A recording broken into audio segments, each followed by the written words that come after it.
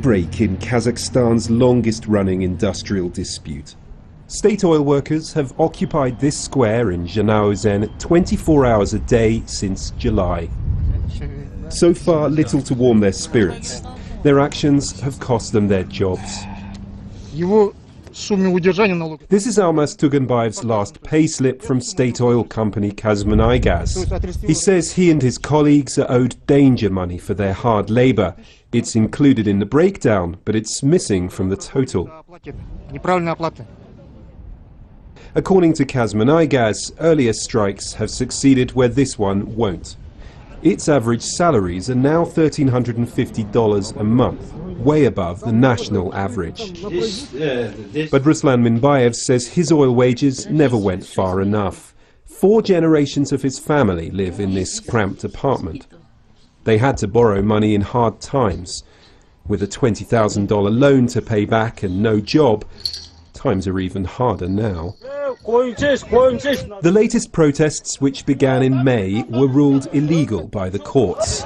Police broke up demonstrations. Qazaxıstanda fired some 2,000 employees.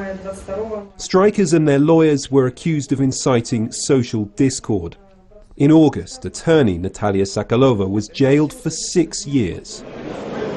At Kazakhstan's annual oil and gas convention, Qazaxıstanda was putting on a brave face. Thanks largely to the dispute, oil production is down 7% from last year. I tried to ask Kazakhstan's oil and gas minister what he thought.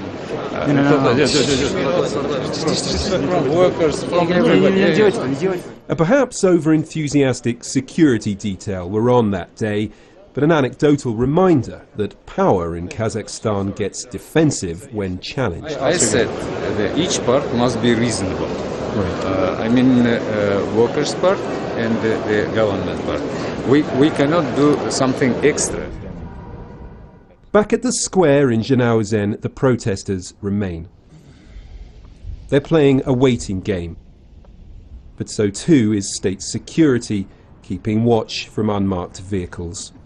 What's extraordinary about this protest is not so much the numbers. There are perhaps 300 or 400 people behind me gathered on this square. It's the fact that despite it being declared illegal, it's still going on after all this time.